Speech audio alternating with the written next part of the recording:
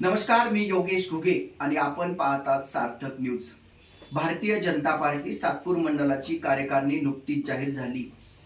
सातपूर मंडलाच्या अध्यक्षपदी गौरव बोडके यांची निवड झाली। त्यानंतर त्यांनी कार्यकारिणी जाहीर केली। आपल्या सोबत स्वतः गौरव बोडके आहेत। भाऊ, सर्वप्रथम तुम्ही अध्यक्ष झालात त्याबद्दल तुमचं खूप खूप अभिनंदन। काय सांगाल, आता कशी वाटचाल तुम्ही अध्यक्षपद तुम्ही घेतलेले आणि आता पक्षाची वाटचाल काय असणार आहे? सर्वप्रथम माझ्या पक्षाच्या वरिष्ठांनी आणि आमच्या कार्यसम्राट आमदार सौ सीमाताई महेश्वरे यांनी माझ्यावरती जो विश्वास दाखवला आणि मला अध्यक्षपदाची जी धुरा सांभाळण्यासाठी दिली, तर मी सर्वप्रथम त्यांचे आभार मानतो।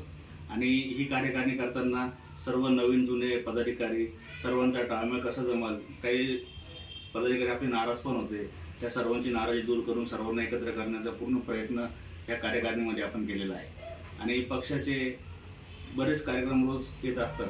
भारतीय जनता पार्टी हा असा पक्ष आहे की कार्यकर्त्याला कधीही शांत बसू देत नाही। 24 तास आणि 12ही महिने कार्यकर्त्याला ॲक्टिव्ह ठेवत असते, अशी आपली भारतीय जनता पार्टी आहे।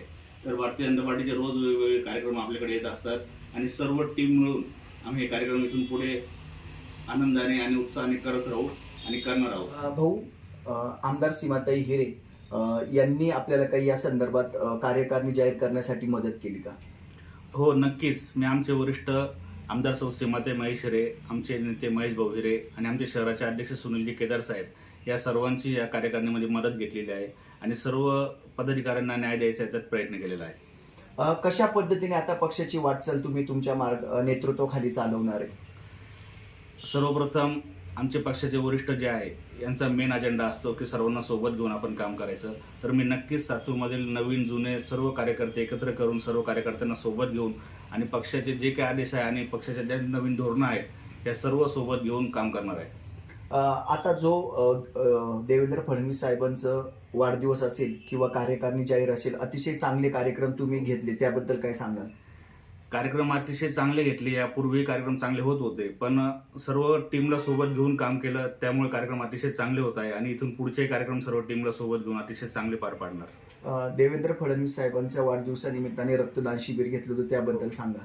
अतिशय चांगलं आणि आनंदाच्या खेळीच्या वातावरणामध्ये हे रक्तदान शिबिर पार पडलं। या रक्तदान शिबिरासाठी आमच्या शहराच्या महामंत्री रश्मिताई हिरे बंडाळे उपस्थित होते, आपले सातपूर महानगराचे सभापती समाधानजी देवरे, त्यानंतर सर्व नगरसेवक या ठिकाणी कार्यक्रमाला उपस्थित होते। आणि सर्वप्रथम रक्तदान किती झालं यापेक्षा रक्तदान कोणी केलं, तसं 18 वर्षाच्या मुलीने सुद्धा या ठिकाणी रक्तदान केलेलं आहे देवेंद्रजींच्या वाढदिवसानिमित्त। महिलांचा प्रतिसाद अतिशय चांगला होता आणि चांगल्या प्रकारे रक्तदान या ठिकाणी झालं आहे। भाऊ, आता कोणती निवडणूक नाहीये आणि पक्षाने तुमच्याकडे जबाबदारी दिली, या 3 वर्षामध्ये पक्षाची वाटचाल कशा पद्धतीने असेल? कसं आहे, भारतीय जनता पार्टीचा कार्यकर्ता हा फक्त निवडणुकीपुरता कधी मैदानात उतरत नसतो।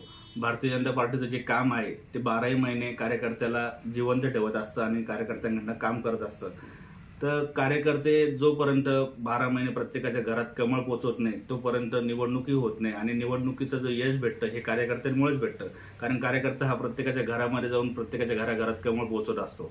नक्कीच इलेक्शन जरी नसलं तरी कार्यकर्त्यांचं अगदी जोमाने या ठिकाणी कामकाज चालू राहणार आहे। सातपूरचे जे 14 नगरसेवक आहेत त्यांना बरोबर घेऊन कशा पद्धतीने काम वाढवण्यात येईल? नक्कीच आमचे जे यापूर्वी सातपूरला नगरसेवक आमच्याकडे नव्हते, यापूर्वी प्रशासक होतं, पण आता आम्हाला नक्कीच 14 नगरसेवकांची साथ आणि मदत या ठिकाणी झालेली आहे। तर नक्कीच मी सांगतो की अतिशय आनंदाने आणि मोठ्या ताकदीने आम्ही सर्व नगरसेवकांना सोबत घेऊन कार्यकारिणीचं संघटनेचं सर्व काम अगदी जोमाने करू। भाऊ, तुम्ही मंडल अध्यक्ष आहात, नाशिक शहरामध्ये भाजपची सत्ता आहे, अनेक लोक पक्षावर टीका करतात, मात्र हा विकास करायचा असेल तर कशा पद्धतीने तुम्ही त्याच्याकडे बघताय? कसं आहे, आता टीका मोदीजींचं इतकं सुंदर काम देशामध्ये चालू आहे, आपण सर्वजण बघतोय। देवेंद्रजींचं महाराष्ट्रात इतकं मोठं काम चालू आहे, आता गिरीश भाऊंचं इतकं मोठं काम चालू आहे नाशिकमध्ये, आपल्या सीमाताई हिरे यांचं देखील आपण कामकाज बघता, तर आपल्या विधानसभेमध्ये अतिशय सुंदर असं काम सीमाताईंचं चालू आहे आणि टीका ही होतच राहणार आहे। टीका केल्यामुळे आपण कामकाज थांबवू शकत नाही, त्यामुळे टीका चालू राहणार, पण आमचा विकासाचा मुद्दा ठाम आहे, आम्ही आमच्या विकासाच्या मुद्द्याने काम करत राहू। येणाऱ्या सिंहस्थ काळामध्ये अनेक कामं चालू आहेत, त्याबद्दल काय सांगाल? अतिशय चांगलं काम सिंहस्थाचं नाशिकमध्ये चालू आहे। मी सर्व नागरिकांना विनंती करेल की हे 2-4 महिने आपल्याला सर्वांना त्रास सहन करावा लागतोय, त्रास सहन करावा लागणार आहे, पण येणारे पुढचे 20 ते 25 वर्ष जे आहे अतिशय सुंदर आणि चांगले रस्ते आपल्या नाशिकला मिळणार आहे. सर्व विकास आपल्या नाशिकचा होणार आहे. किती मिनिटाचं झालं?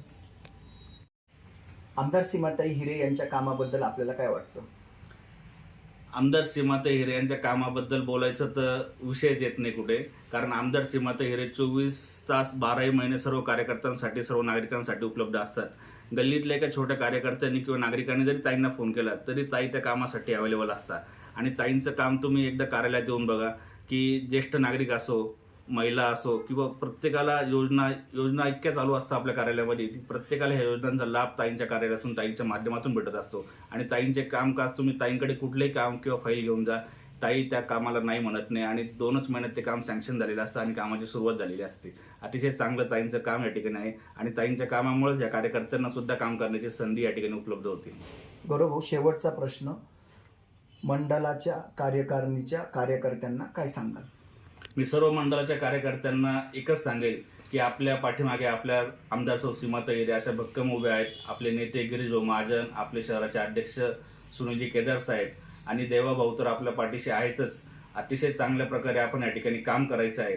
कुठल्याही प्रकारचं आपण नागरिकांचे कष्ट होतील, नागरिकांना त्रास होईल अशा पद्धतीने कुठल्याही कामात आपण अडथळा आणायचा नाहीये आणि अतिशय चांगल्या प्रकारे काम करून सबका साथ सबका विकास या भावनेने काम करायचं आहे.